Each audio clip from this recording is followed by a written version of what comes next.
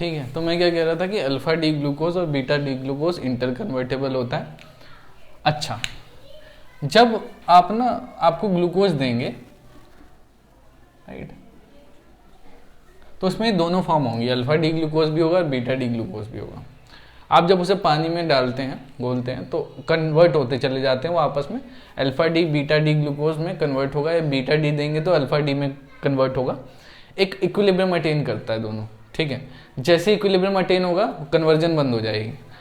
जैसे ही कन्वर्जन बंद होगी तो आप ये देखेंगे कि आपके पास 36% जो है वो आपका रहेगा अल्फा डी ग्लूकोज, राइट। एक सेकेंड, हाँ, 36% क्या रहेगा, अल्फा डी ग्लूकोज। और जो आपका रेस्ट जितना रहेगा, कितना रहेगा आपका 64%, क्या होगा वो, बीटा डी ग्लूकोज। इतने पे इक्विलिब्रियम अटेन हो जाता है, ठीक।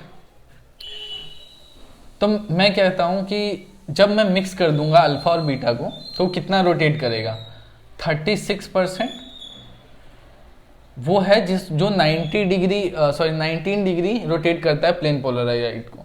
64% कौन सा है, जो कितना 12 डिग्री रोटेट करता है, अपॉन जो आपका क्या करोगे, 100 करोगे, टोटल परसेंटेज तो 100 होता है, तो ये कुछ आ जाएगा 52 डिग्री के आसपास, ठीक। और प्लस में आएगा, तो हम क्या कह रहे हैं, देखो क्या,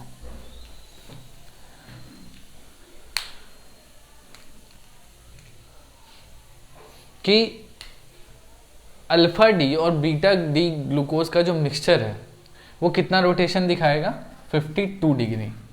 कहाँ दिखाएगा, राइट हैंड साइड में रोटेट करेगा उसे, ठीक। तो हुआ क्या कि अल्टीमेटली बीटा डी तो कितना कर रहा था, 112 डिग्री, और जो अल्फा डी है वो कर रहा था कितना, 19 डिग्री। तो अल्टीमेटली डिक्रीमेंट हुई है, ठीक है। जो अल्फा और बीटा के कन्वर्जन के कारण जो एंगल में है वो डिक्रीमेंट आई है, and that is called the mutarotation, right. तो चलो इसका डेफिनेशन लिखेंगे हम, एक सेकेंड रुकना।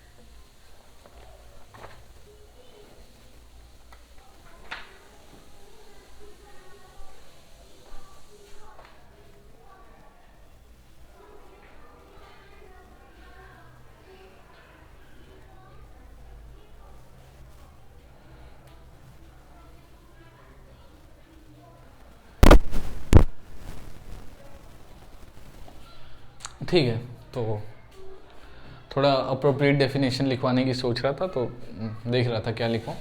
अब देखो हम क्या बोल रहे हैं कि जो अल्फा है वो कितना रोटेट करता है, 19 डिग्री, और जो बीटा है वो कर रहा है 112 डिग्री। अल्टीमेटली जब मिक्स कर रहे हैं तो एंगल ऑफ रोटेशन कम हो जा रहा है, तो आप इसको डिफाइन कैसे कहेंगे, कहेंगे कि the decrement of angle of rotation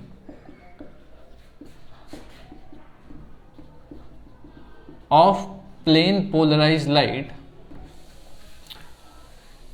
by interconversion of beta and alpha structure is called म्यूटारोटेशन। ठीक, तो यही है कि अगर आपके पास एक वेसल है, आपके पास मान लो इस वेसल में क्या पड़ा हुआ है, अल्फा डी, राइट, और आपने एक प्लेन पोलराइज लाइट पास की, तो प्लेन पोलराइज लाइट क्या करेगी, इसे राइट में 119 डिग्री 19 डिग्री रोटेट करेगी। अगर आपने बीटा रखा तो फिर प्लेन पोलराइज लाइट आएगा, और वो उसे कितना कर रहा है, 112, बहुत ज़्यादा कर रहा है। मतलब मैं इतना ज़्यादा दिखा तो नहीं रहा हूँ, ये लो थोड़ा और टिल्ट कर दो, जितना मेरे से हो सकता है कर रहा हूँ। तो ये 112 डिग्री, लेकिन जब ये मिक्स हो जाएंगे, ठीक, मतलब when you have mixture of alpha and beta in the vessel and you pass plane polarize light like this, so the angle of rotation will be only 52 degree, which is quite smaller than the beta, right, and greater than the alpha, right. So basically there is a ultimately decrement of angle when beta will convert into alpha, not alpha will convert into beta। ठीक, ऐसा ही हो रहा है ना, beta convert हो रहा है alpha में, इस वजह से डिक्रीमेंट ऑफ एंगल हो रहा है। चलिए, पता लगा होगा, आगे बढ़ते हैं।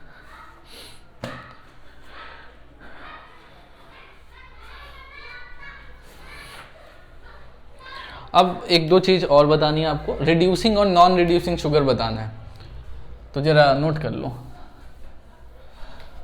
मैं तो रब कर रहा हूँ, आप लोग स्क्रीनशॉट लेना, मैंने काफ़ी देर रुक गया था बीच में।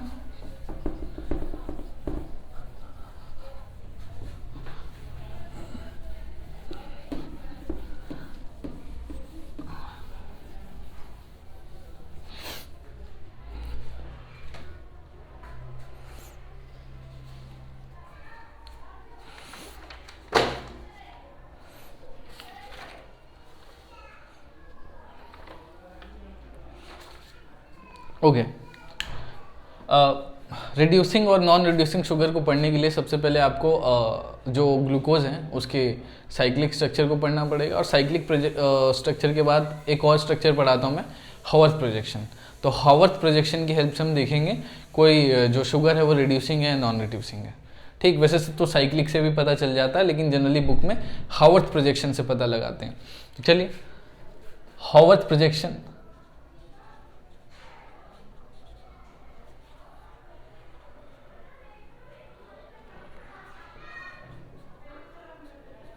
या स्ट्रक्चर बोल सकते हो, हावर्थ स्ट्रक्चर। हावर्थ स्ट्रक्चर दोनों के लिए पढ़ेंगे हम लोग, ग्लूकोज और फ्रक्टोज दोनों के लिए, फिलहाल ग्लूकोज के लिए पढ़ रहे हैं। देखिए, याद रखना कि राइट हैंड साइड वाली चीज नीचे लिखी जाती है और लेफ्ट हैंड साइड वाली चीज ऊपर लिखी जाती है।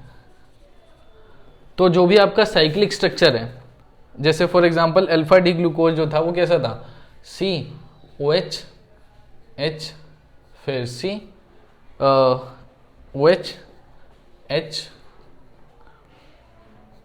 फिर HOH और फिर COH H, यहाँ पर CH2OH। 8 कितने हो गए, 1 2 3 4 5, एक कम है, एक और डाल दो इधर, OH H हो गया, और फिर OH यहाँ पर, फिर C,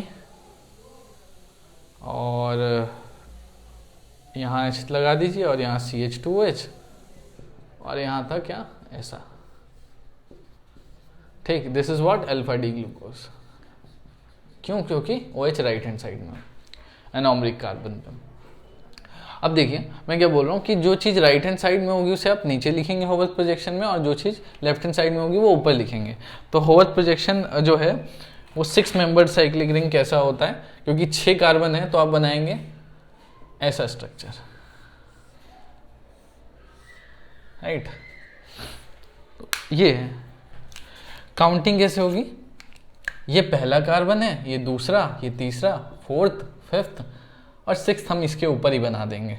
लो यहाँ बना देते हैं, दिस इज CH2OH। रिजेम्बलेंस देखो, this is 1, this is 2, 3, 4, 5 and 6। तो अब मैच करके बनाएंगे। देखिए फर्स्ट कार्बन है, फर्स्ट कार्बन पे OH कहाँ है? OH है आपका राइट हैंड साइड पे, तो राइट हैंड साइड वाली कहाँ लिखेंगे चीज? नीचे लिखेंगे, तो OH H। फिर इस पे देखिए OH नीचे ही लिखेंगे क्योंकि राइट हैंड साइड में है। फिर यहाँ H नीचे, OH ऊपर, और फिर यहाँ OH नीचे, H ऊपर। CH2OH वाला पार्ट हमेशा ऊपर आएगा, इसके लिए कोई लेफ्ट राइट का सीन नहीं है, ठीक। और ये H, this is the Haworth projection of alpha D glucose. Alpha D glucose का हावर्थ प्रोजेक्शन है। और ये वाला कार्बन क्या है? एनोमरिक कार्बन है। इसमें आप लेफ्ट एंड राइट कर दीजिए। अगर मैं इस OH की बजाय यहाँ H लगा दूं और इस H की बजाय यहाँ OH लगा दूं तो ये बीटा डी ग्लूकोज बन जाएगा। And this is the Haworth projection of glucose, right. अब देखिए यहाँ से मैं एक चीज और बता दूं आपको कि जो अल्फा है, अल्फा किस में कन्वर्ट होता है? बीटा में। अब मैं पूरी चीज तो ये ऐसे बना देता हूँ, ये लो ऊपर बना देता हूं OH और यह बनाता हूं H। पहला कार्बन किससे कनेक्टेड था? ये 5th नंबर कार्बन से। तो ये पहला कार्बन है और ये 5th नंबर कार्बन है, कनेक्टेड है ना आपस में। किसके थ्रू? ऑक्सीजन के थ्रू कनेक्टेड है, वो दिख भी रहा है, ठीक। अगर मैं ऐसा बना दूं, बाकी ग्रुप्स आप खुद लगा लेना, तो this is what? Beta D glucose, ठीक। एक चीज आपको याद रखनी है कि जो बीटा डी ग्लूकोज होता है वो मोर स्टेबल होता है, स्टेबल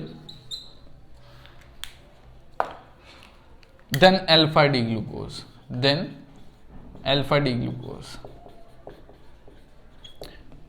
उसका रीजन होता है क्योंकि बीटा डी ग्लूकोज के स्ट्रक्चर जो होते हैं उसमें एक और स्ट्रक्चर होता है आपका, दैट इज चेयर स्ट्रक्चर, पर वो शायद आपके एनसीईआरटी में नहीं बना हुआ, इसलिए नहीं बता रहा। पर आप ये जरूर याद रखना कि बीटा डी ग्लूकोज ज़्यादा स्टेबल है। ऐसा इसलिए क्योंकि जो चेयर कन्फर्मेशन होती है ना, उसमें हम एक्सियल और इक्वेटोरियल बॉन्ड बनाते हैं, और ना मोस्ट ऑफ बल्की ग्रुप जो है वो इक्वेटोरियल ग्रुप अगर ऑक्यूपाई करते हैं तो स्ट्रक्चर स्टेबल होता है। तो चेयर कन्फर्मेशन जब इसका बनाते हैं तो उसमें देखते हैं हम कि ना जो बल्की ग्रुप्स है उसको बीटा सॉरी इक्वेटोरियल पोजीशन मिली हुई है, और इस वजह से बीटा डी ग्लूकोज जो है वो ज़्यादा स्टेबल होता है, जबकि अल्फा डी ग्लूकोज में जो बल्की ग्रुप होते हैं वो एक्सियल पोजीशन पे होते हैं, ठीक, और इसलिए रिपल्शन ज़्यादा करते हैं और कम स्टेबल होते हैं। तो अभी वो नहीं जानना, अभी आपको सिर्फ याद रखना है बीटा डी ग्लूकोज ज़्यादा स्टेबल है अल्फा डी ग्लूकोज से। क्यों है बता दिया मैंने, ओके। ये जो स्ट्रक्चर है, वैसे तो मैंने लिख दिया कि अल्फा डी ग्लूकोज का हावर्थ प्रोजेक्शन है, पर इसको पता है क्या लिखते हैं? अल्फा डी ग्लूको पायरानोस, पायरानोस, क्योंकि ये स्ट्रक्चर पायरेन से रिजेंबल करता है, ठीक है। जो भी 6 मेंबर्ड कार्बोहाइड्रेट होगा वो पायरेन के स्ट्रक्चर में बनता है, ठीक है। और जो भी 5 मेंबर्ड कार्बोहाइड्रेट होता है वो फ्यूरेन के स्ट्रक्चर में होता है, इसीलिए उसको हम फ्यूरानोस बोलते हैं, राइट। जैसे आप फ्रक्टोज का स्ट्रक्चर पढ़ोगे उसमें 5 मेंबर रिंग बनेगा तो उसे फ्रक्टोफ्यूरानोस बोलते हैं, ठीक है। इसको ग्लूकोज का स्ट्रक्चर 6 मेंबर रिंग होता है, इसीलिए इसे ग्लूको पायरानोस बोलते हैं, क्योंकि पायरेन से रिजेंबल करता है। तो हम क्या कह रहे हैं कि ग्लूकोज जो है that exist in pyranose structure, pyranose structure, ठीक। फॉर एग्जाम्पल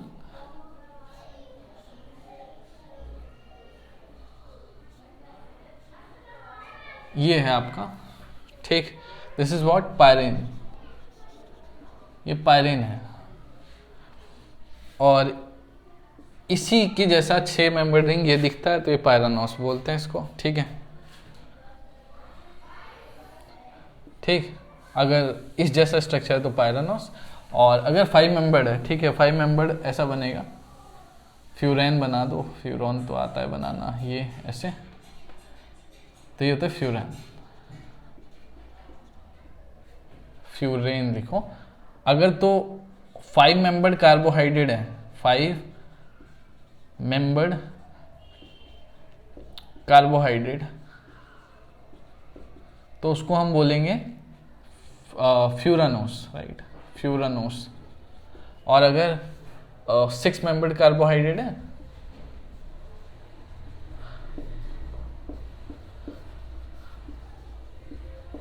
तो हम उसे बोलेंगे पायरानोस, राइट। तो ये है, ये कुछ नॉमेनक्लेचर ही समझ लो इसे, ठीक है।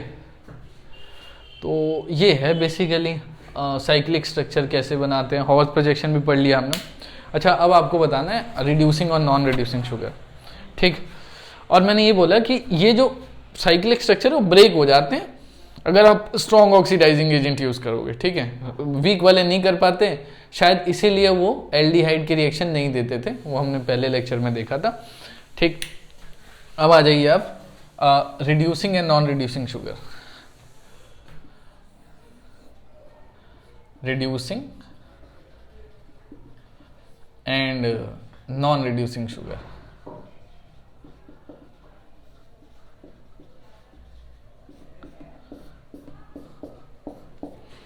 ठीक।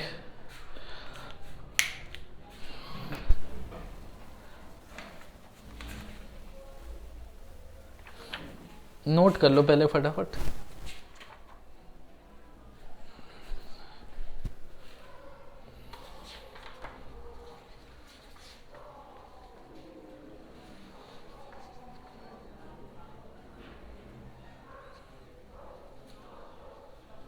ठीक है, हो गया बस।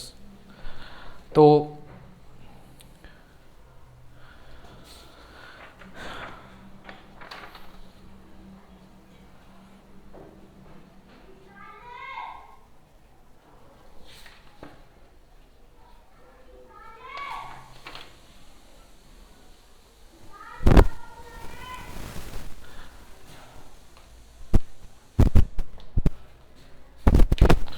याद रखना कि जो रिड्यूसिंग शुगर होता है,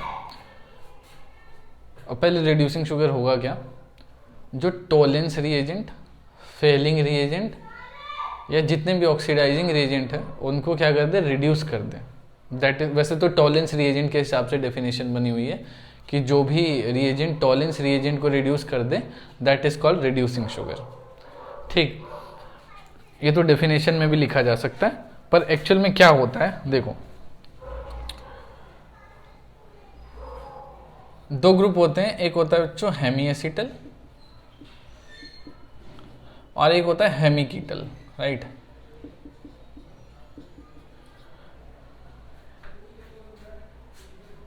ग्लूकोज में होता है हेमी एसिटल और फ्रक्टोज अभी हमने पढ़ा नहीं है, लेकिन फ्रक्टोज पढ़ेंगे तो उसमें होता है हेमी कीटल, राइट। कैसे पहचानोगे, अगर किसी कंपाउंड में, ठीक, 3 ग्रुप, अगर आपको मैं पहले तो आप ये इतना समझ लो कि अगर किसी कंपाउंड में हेमी एसिटल या हेमी कीटल ग्रुप हुआ तो वो रिड्यूसिंग है। सिर्फ ग्लूकोज फ्रक्टोज नहीं, इसके अलावा भी जितने भी कंपाउंड है, कार्बोहाइड्रेट है, उनके अंदर अगर हेमी एसिटल और हेमी कीटल ग्रुप है तो वो क्या है, रिड्यूसिंग है। अब हेमी एसिटल हेमी कीटल पहचानते कैसे, तो ऐसे कंपाउंड जिनमें किसी एक कार्बन के पास OH हो, OR हो, मतलब ईथर ग्रुप हो, और साथ में H हो, ठीक। सिमिलरली हेमी कीटल में OH हो, ईथर हो और साथ में R हो, ठीक। अगर तो ये 3 ग्रुप है तो आप समझना उसके पास हेमी एसिटल है, वो रिड्यूसिंग है। अगर ये 3 ग्रुप है तो भी वो हेमी एसिटल, सॉरी वो हेमी एसिटल है और वो रिड्यूसिंग है, और ये वाला ग्रुप है तो हेमी कीटल है तब रिड्यूसिंग है, ठीक। तो OH और ईथर, यहाँ भी OH और ईथर, ये दोनों चीज तो दोनों में ही है। डिफरेंस क्या है, OH और ईथर के साथ अगर H है तो भी रिड्यूसिंग है और R है तो भी रिड्यूसिंग है, ठीक। ठीक। लेकिन H है तो आप उसे हेमी एसिटल बोलोगे, और R है तो कीटल बोलोगे, हेमी कीटल बोलोगे। ठीक, तो जैसे आइडेंटिफाई करना सिखाता हूँ मैं। आपके पास कोई स्ट्रक्चर बना लो, जैसे ग्लूकोज है,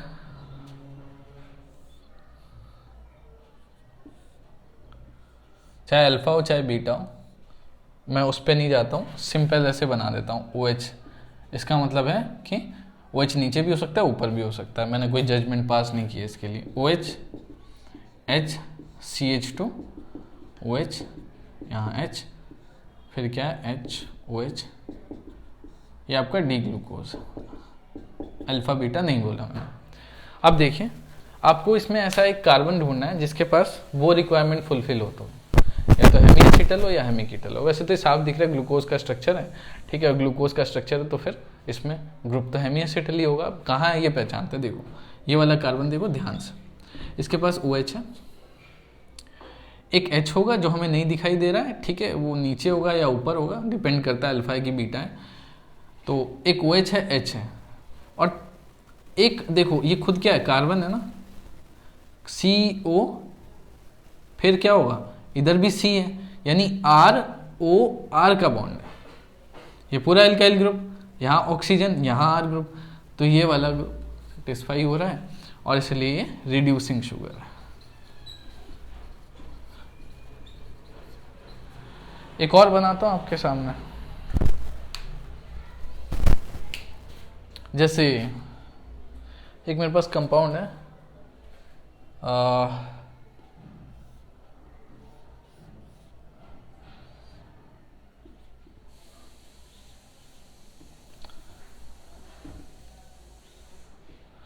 ठीक, यहाँ OCH3, यहाँ H, OH, अगेन H, फिर OH,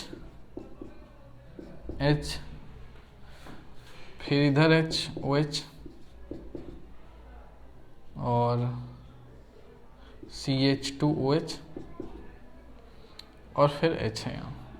चलिए देखिए, ऐसा कार्बन ढूंढना है जिसके पास इनमें से कोई रिक्वायरमेंट फुलफिल हो। यही कार्बन है, इसी को देखेंगे, देखो यहाँ पे क्या है, H है, ये वाला ग्रुप क्या दिखा रहा है, ईथर दिखा रहा है, ठीक है, ईथर ग्रुप है, लेकिन इसके पास OH नहीं है, और OH तो होना चाहिए, चाहे हेमी एसिटल हो चाहे हेमी, तो ये नॉन रिड्यूसिंग है, रिड्यूसिंग नहीं है, नॉन रिड्यूसिंग, राइट। वैसे इसका नाम है मिथाइल डी ग्लूकोपाइरानोस, ग्लूकोपाइरानोस, ठीक, मिथाइल बीटा डी ग्लूकोपाइरानोस। नाम से जरूरत नहीं है, काम से ध्यान रखो। मैं सिर्फ अभी रिड्यूसिंग और नॉन रिड्यूसिंग देखना पहचान रहा हूँ कि कोई भी एक कार्बन जिसके पास ये रिक्वायरमेंट फुलफिल हो, तो हेमी एसिटल हो या हेमी कीटल हो, तो फिर क्या हो जाता है, रिड्यूसिंग शुगर हो जाता है, ठीक। चलिए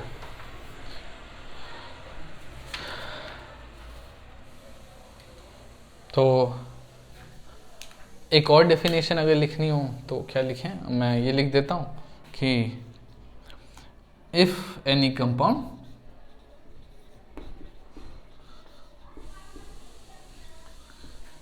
reduces Tollens reagent